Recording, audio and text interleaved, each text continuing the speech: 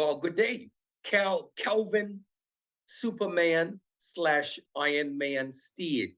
It is indeed an honor and pleasure to speak with you this evening. How are you doing? I'm good, Larry. I see the background. Where are you sitting off? Looks like can see some ocean there. Out on my patio. Okay, and what's behind you? What's that ocean?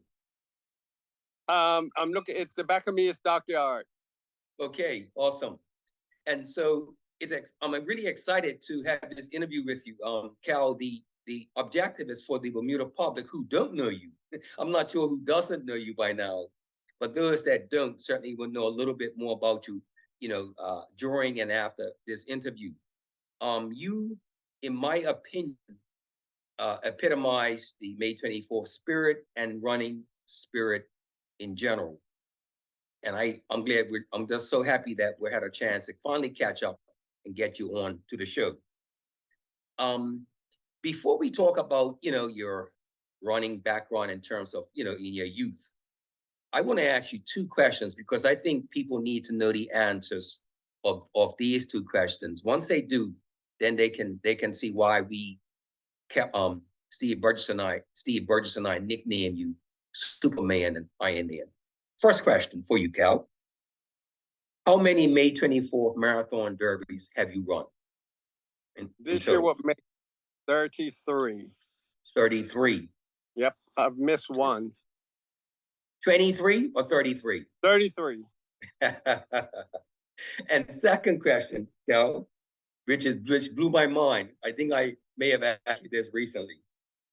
How many full marathons have you completed?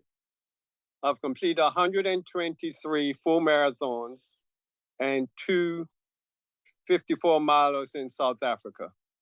Ultra marathons. Ultras. 2. 33 May 24th marathons. Yes. You missed one. 123 full marathons, 26.2 miles, and 2 ultra marathons, 54.2 miles in South Africa. Yep. Folks, we could end the show right here. What an achievement. I have to take my hat off to you. Hence the name Iron Man and Superman. You have earned it. Thank you. One other question. How many of the full marathons did you run in Bermuda? How many of the 123?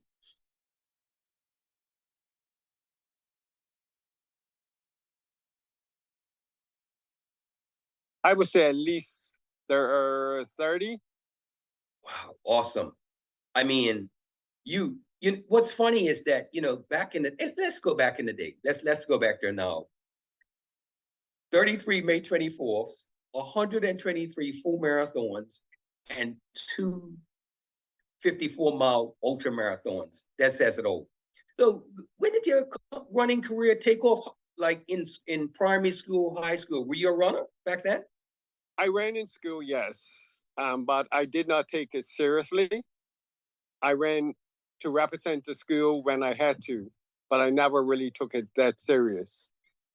It wasn't until I got up in age and then decided, because I wanted to run May 24th. So back in because you had to. So you was a resistant runner in primary school and high school. Then you rebelled against running. Were you one of those kids? I was one of those kids, and I told my teacher I would only run if I have to, and he said, "You're going to represent the school." So, did you have talent back then? I had talent back then, yes. Just not covered, or you didn't want to put your energy in that direction. I didn't want to put my energy in that direction at the time. Awesome. So then you mentioned about you wanted to participate in May 24th. So what kind of galvanized your thinking or your thoughts to say, you know what, I'm ready to run May 20? Was it another runner, or who inspired to run 24th of May? Well, to be honest, if I can go back a little bit, I was running the corporate relay that we used to have years ago. Yes. And my job put me in a team. And when I came in second, my team came second that year, but yes. I actually went faster than the guy done the 4.5 miles when I came through the gate. And then Yes. somebody said to me, I can run. So then I Interesting. decided I wanted to run May 24th because I wanted to see what the hype was all about. And once I did it, I got hooked. Did you ever? Just back to the corporate relay, because I remember the corporate relays. There was the first leg was like 2.5 miles. The second leg was like 5K distance, 3 miles. The Yep. third leg was like 4 miles. Then the last leg was like a 5 miles. And remember, and was it up at the police club? It was up at the National Stadium at the Right. time. Yes, that's right. National Stadium. Correct. Yeah. So your entry into the corporate relay by one of the your Corporate. your your colleague, right? The corporate, yeah, colleagues is what got you going. Right. And then so in terms of like training for your first May 24th, how did you prepare? Did you have any books to study training methods, or did you learn from other folks? I learned from other folks. I will tell you the truth, Eddie Benjamin, met up with him first starting out, and Alvin Thomas at Yes. Harvey and their slush. Edwina Maybelline and Edwin Arash. Edwina Arash and Carol Griffith. So we used to Yes. go for training in Glennis, Butterfield. We all used Yes. to meet up, go for training, and then from there I started.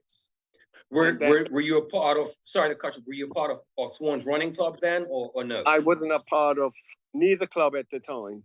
I joined the Okay. clubs later on. And so, right, you weren't a part of any of the training, the MAC or Swans running club. So what year was the first year you ran May 24th? Can you remember? Um, Not offhand. Okay. Let me see. I would have to go back in time. Right. Okay. Um, I remember because I was on the running circuit. I'm more of a running, and I was also a running enthusiast. And I remember you coming onto the scene, and you was like, you was just so motivated. I was just like in awe, in all honesty. So and just going back, I think my first May was 81.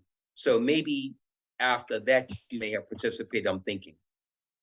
Yeah? Or you still Yes, can't remember. probably yes, in the 80s. Right. Okay. Okay. So your first May 24th. So talk to us about that particular run, because I'm sure we all remember our first race. Talk to us about that one. Well, my first May 24th, I can say I suffered. Well, I did training. I did some good training, mind you. And I always remember my first May 24th because I did not take any water The whole through the distance. entire course because I felt it was going to slow me down. And I finished the race and I got at my mother-in-law's house and I was sitting on uh, stool. And all of a sudden the body started to cramp up. And the rest of the day was history because I don't remember nothing else. Wow. Well, ain't that something? Ain't that something? So then, so that was, like I said, probably in the mid 80s. So then you ran the next year, because you said you did 33 years, you probably missed one. So did you go on a string of consecutive May I was 24th? consecutive. I missed the one only because I can't say this. I had a pancreas surgery. Oh, I ran Boston Marathon and ended up there in the hospital. And so that year, I even asked the doctor, would I be able to run May 24th? And he says, I said, it's a month away. And the doctor said, are you well? I said, I will be by that time. And he told me, no, I couldn't run for 3 months. So okay. I So had to miss it. you was on the sidelines. Yeah, that's And, the and year when it went back to the National Stadium. right, okay. Interesting. So during those early years, you're now participating May 24th. Like, were you now running a training with groups, or were you involved with MAC or Swans I Running Club joined the then? MAC. I joined MAC, and on Sundays they used to do a run from the Botanical Gardens. So I was running with them, and then I joined Swans, and I would take a group out on Saturdays, Okay. and we used to run different miles on Saturday mornings. So I When was you actually doing two back-to-back sessions. Oh, really? Talk to me else about two back to back. So what distances we're talking about? Anywhere from 15 to 20 miles Each session? each. Yes, each session. So But so you one week I will go hard, and the next day, sorry, I would go soft, and then alternate them. so well, let's make sure the public and I understand you correctly. When you say back to back, you mean the Saturday and Sunday And back to Sunday, back, yes. and each session was a 15 miler. Each session was 15 miles or maybe a little bit more. Right. When you look back now, do you think that was sort of pre full marathon training without even knowing it? I think so, yes, when I look back now. It was. Wow. So, oh, and also we know that there's many other races that were also on the calendar, not just 24th of May. So did you participate just in May 24th, or did you participate in the other ones as well, like the International Race Weekend? I And participated in the other races. Once I got to know them, I started participating in all the races that we had locally. wow. And so back to the International Race Weekend, which is very popular. Everyone knows you there. Steve Burgess and I just nickname you Iron Man or Superman because of the now official Bermuda Triangular Challenge. I remember, Steve and I remember when you used to run the Front Street Mile race, open males, come back and then do the mile race for the and then run the 10K the following day, and then the full marathon on the Sunday. And we used to say, and so I said to Steve, this guy's like an Iron Man or Superman. And that was so how many times did you do it before it became official? How many years consecutively? I did it 9 years, and I called it the triple. I did it 9 years, but a couple of times I actually did 4 events because at that time they did not accept the mile time for the Triangle Challenge when they made the Triangle Challenge. And then I had to run 4 events. You had to run the challenge mile. Right. Right. So, okay. So your work wasn't done that night. I'm sorry, repeat that. And then they made the Triangle Challenge an official event. Right. What as we talk about May 24th, what was your goal for May 24th? Was your goal to finish come first ever? Was it your goal to finish in the top 10, top 20? What was your goals running 24th of May? Well, when my first one, I placed I think it was 135. And then after that, I said I can improve on that. And then over the years, I actually placed in the top 10 a couple of times. What's your top finish in May 24th? 10th. Wow. Do you remember the year? No. Okay.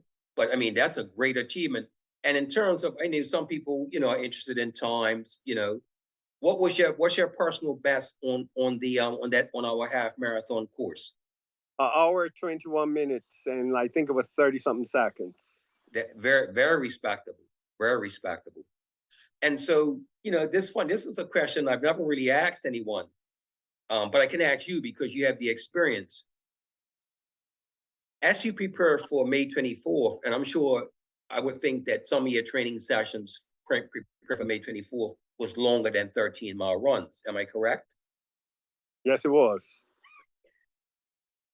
In terms of the complexity between Bermuda's half marathon course with all the hills, Scour Hill, Burnt House Hill, Inverary, coming into town by KFC and Marketplace and Fire Station. When you compare our May 24th marathon distance course to the flatter full marathon courses you've run, what in your mind, what is the fundamental difference? How much of a greater challenge is it to you, or has it been for you? For me, it's the hills. I can say that honestly because one thing I like it was the rolling hills coming out of Somerset, where since we changed it and we alternated from St. George's, St. George's has the long inclines, which is much harder. I've Okay. knocked Lord sometimes coming out of St. George's, but Yeah. I've had some And good is ones. excellent. You know, I mean, you're the perfect person to talk to. So of the two coming out of the east or coming from the west into the stadium, which is the toughest, the hardest direction? I feel coming out of St. George's. And the Okay. reason I feel that is because you have these long inclines, like you're coming up. But when you're first starting out, you're coming across the causeway and the airport and that stretch, and you see everybody ahead of you. And it's a little discouraging. And then the first hill I would say is Blue Hole. Yes. After you get over that, then you go and then you come up into flats. So Yes. it's a steady climb. But the hardest part I find is Christchurch, Devonshire, because most people say when you get to ZBM, you're over the hill. I don't consider over the hill until I get to the U.S. Consul, because what they fail to realize is it dips and goes back up. Once Yes. I'm over past the U.S. Consul and going down, I think it's Lane Hill, the rest Yes. of it I say is home. Yes. Yes. Interesting. So you think the degree of complexity of difficulty is from the east as opposed to the west. Definitely from the east. Yeah. Interesting. And so 33 May 24th, 123 full marathons, 2 ultra marathons, 54.2 miles in distance in South Africa. Weather-wise, what's the temperatures like in South Africa comparing to our May 24th day, which is always hot and humid?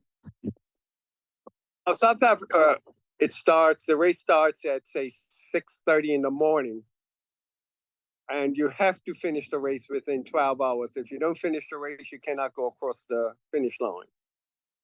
The altitude's different. So your breathing and everything, the air's thinner, I found, and my breathing changed. So in South Africa, that race is run at altitude. Yes, sir. Interesting. Yeah, wouldn't have thought so. Okay. So, but in terms of May 24th, you think that the complexity of it as a half marathon, is it your toughest half marathon race that you've ever run in, or course, May 24th, Bermuda course? It's the toughest half marathon I've ran in. Bermuda is one of the toughest marathons. Right, and interesting. So what keeps you motivated? I mean, some people are happy to run it 10 times, some people are happy to run it 5 times, or but you're like a Duracell battery, Cal. You keep going and going and going. So you know what? We're gonna go to a commercial break. And when we come back, I'd like you to answer that question, and then we'll talk about, some of your marathon running and, what running has meant to you. But we'll be right back after these messages.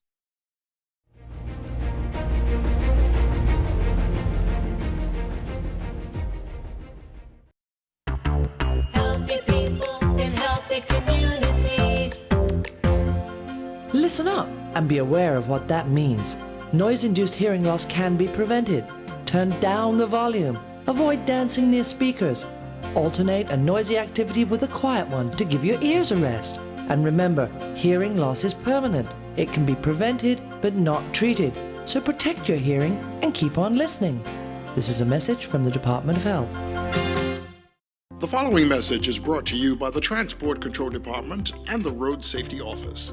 Did you know that the correct use of signals is a key element in safe driving? The purpose of signals is to inform other road users of your presence or what you intend to do. To avoid road collisions that are caused by improper use of signals, always make sure you check your mirrors to make sure it is safe to carry out a maneuver. If you use a direction indicator, see that it is turned to neutral as soon as your maneuver is completed. If your vehicle's direction indicators or brake lights are not in working order, or the vehicle is not fitted with them, you must give hand signals. We must all do our part in making our roads safer. Do your part by ensuring that you give the appropriate signal clearly and in good time. A message from the Transport Control Department and the Road Safety Office.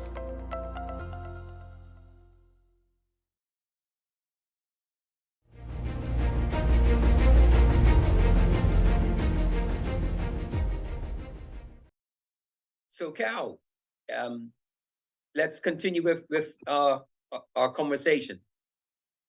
So I was asking you a specific question. Okay. Ask me that question one more time. I skipped one minute. Yeah. So I was asking you about the degree of obviously the degree of difficulty in terms of Bermuda's half marathon course compared to others.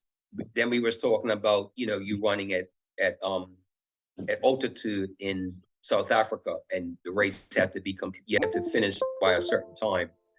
So yeah, talk to us about that.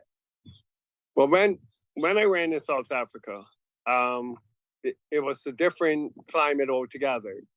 Early in the morning would be cool, chilly, and by afternoon, it was roasting. And by the evening comes again, because you had to do it in 12 hours, you're freezing again. But it was a great experience for me. The first time I ran it, I did it in 11 hours, 35 minutes. And I was worried about not finishing it in the 12-hour period. The second time I ran it, I did it in 10 hours, and I think it was 20 minutes, which I knocked off an hour. The hardest part of it was the last 10K. But wow. Overall, I would say it was a great race, but it was a challenging race. And it gave me a lot of,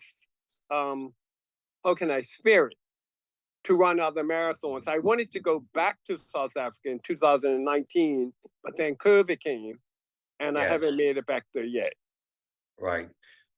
So, I want the viewers, obviously, I'm going to ask you that question in a few minutes. I just want to round off with May 24th. So, right, you were talking about your top 10 finish. So as you improve, you got faster, you improved, you went from finishing, you said 120 something, your first May 24th, all the way to 10th in your top 10 finish. Did you ever had aspirations to try to even place higher than that, or talk to us about that? What was your ambitions for 24th of May, particularly? I placed, I think this game, I came 11th, I think, overall. And my ambitions was just to run the races the best I can. And after they were over, I was just focusing on marathon training. And one of the greatest parts of it was the spectators that kept me coming back every year. May 24th or the full marathons? May 24th. Okay. So now you started to become a household name. Al, Steve Burgess, and I, we were behind the cameras watching you, and you would always bolt out at the beginning of a race and take the limelight for like the first 100 meters. Was that something you did intentionally, or was the adrenaline just flowing where you couldn't contain yourself? The adrenaline was flowing where I couldn't contain myself. But then I look back on it. I used to say, well, we're the rabbit girls, and if anybody wins this race was because of me, because I got them started. And it was a great experience, because I ran with some of the world's best in different races overseas and done the same thing. Interesting. So you rubbed shoulders with the Kenyans and the East Africans and the Northern Africans and the Spanish and all of them, hey? I have. And you ran with that same bolting out 100-meter stride? I sure did. So I've actually led Boston Marathon up with the top. Now, before they made it the starts they have now, yes, I was in the semi-elite start, and by the time the rope drops, I'm up with them. So I was leading Boston Marathon one year. I have a lovely shot of the Marine Corps Marathon where I led it. We would love to show that to the public. If you can certainly make those pictures available, we would love. I'm sure our viewing audience would love to see those pictures of you. I will.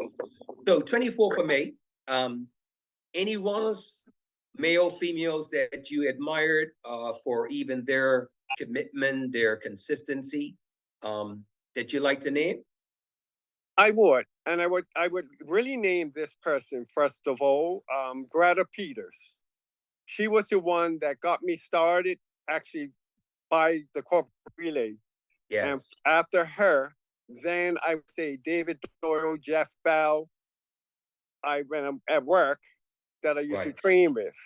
Yeah. And then Because you remember, you worked at Appleby Spurring and Kemp, correct? Yes, sir. 40 Yes. years this month. 40 years. 40 years. Oh, awesome. Well done to you, Cal. So Thank you. continue. I cut you off. You was naming a few names. So who else you like to give homage to? Alvin Thomas. Yes. And, Carl Griffiths, Eddie Benjamin, Gladys, George Butterfield, Ed Harvey were some of my training partners. And actually, I should also give homage to Dawn Richardson that used to run, Yes. and Debbie and Peggy Butterfield. Yes. Dawn, we interviewed her last year. She's out here. Well, I'm in the UK right now. I'm here live in Manchester, but Dawn's up in an area called Darlington, which is north of Manchester, and we interviewed her. So she's on CITV on the YouTube channel as well. We did her last year, and I think she mentioned your name in that interview. But continue, and don't leave anyone out if you don't want to. Oh gosh, it's so many to name. Yes.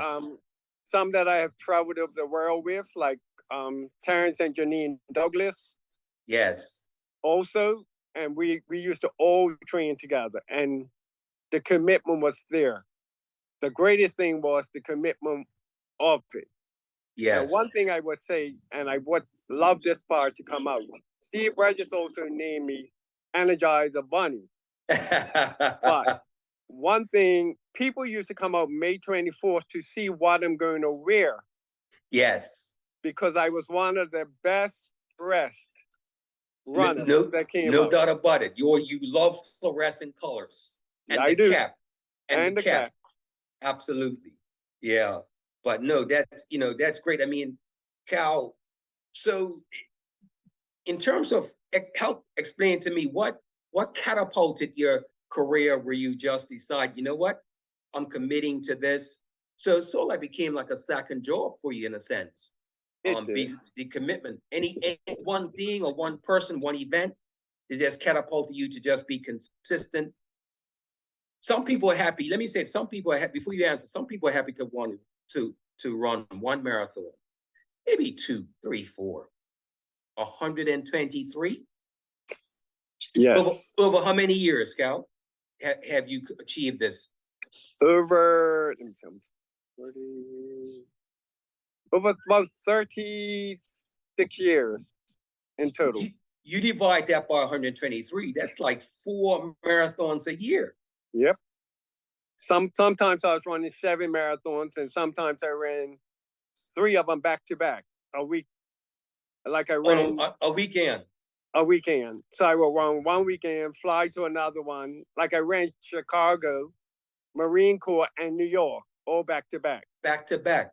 Right. And question, training, recovery. They always say for every mile you race, you should have a day of recovery, which means you should have at least 26 between each marathon. But that's not the Energizer Bunny. That's not Superman. That's not Iron Man. That's Cal Steede.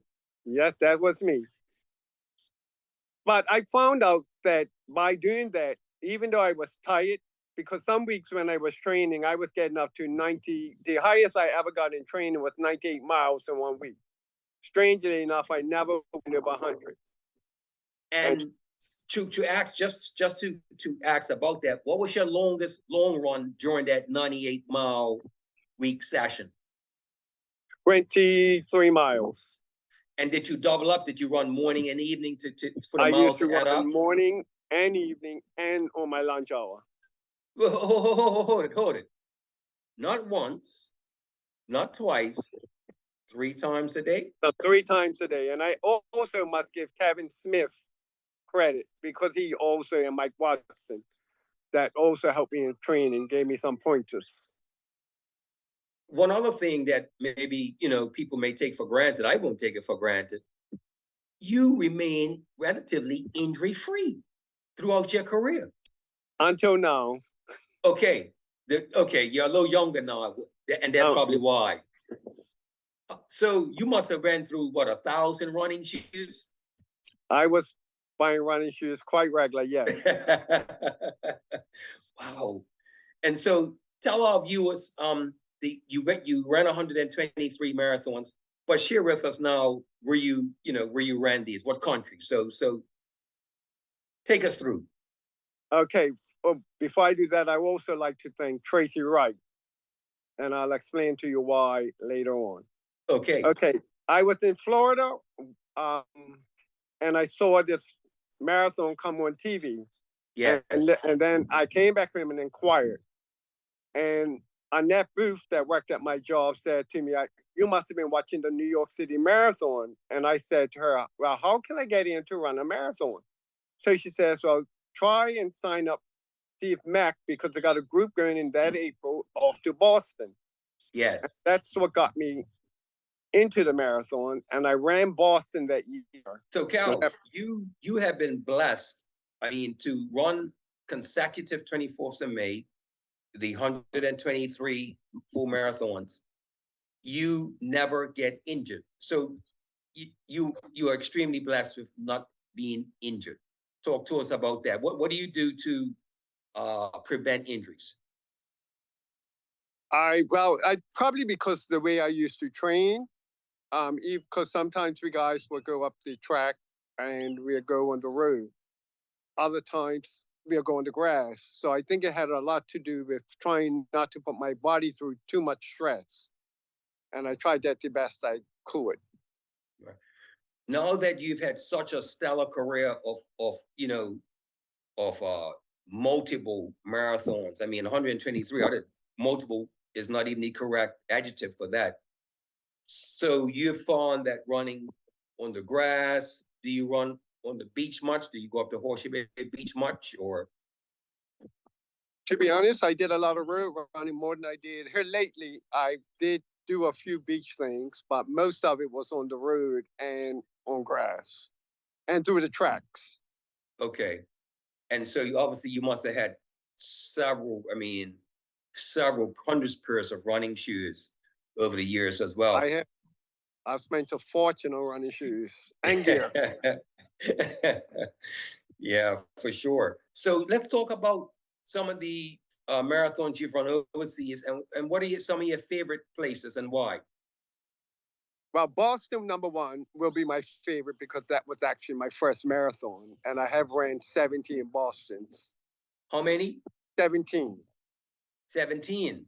Yes. And the year they had the bombing was the year I decided to go to South Africa. So otherwise I would have ran Boston that year. Then Tracy Wright invited me to Paris. So I ran Paris. Then I just kept looking at different places to go.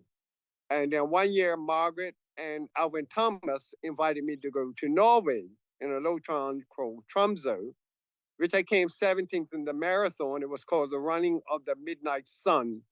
The race started at 7:30 in the evening. And I joked with them because I said, I finished it before 12 o'clock and you guys finished it after 12. So it took you over another day. So we used to joke about that. And then just before you go, just talking about Norway, was it lightsome? Because that's further north than where I am. But the funny thing about Norway was 3 months of the year, they have, I think, darkness. But when I went, this is the funniest part, the sun was up and it was like the weather is now in Bermuda. So I woke up 2 o'clock in the morning and thought I had missed the race, woke up screaming and carrying on because the sun, it was bright. And I said, nobody woke me up. And then found out it was 2 o'clock in the morning. Up here it's 2 o'clock in the afternoon. With the sun shining bright at 2 o'clock in the morning. With the sun shining bright at 2 o'clock in the morning. Boy, oh boy. So Norway, Paris. Paris, and I ran Berlin, The other Berlin. memorable one was Chicago. They had a heat wave that Yes. year. And I finished the race and I said, well, I can't hang around. It's too hot waiting for the slot. I didn't even know at that time they had canceled part of the race. Yeah, I remember that.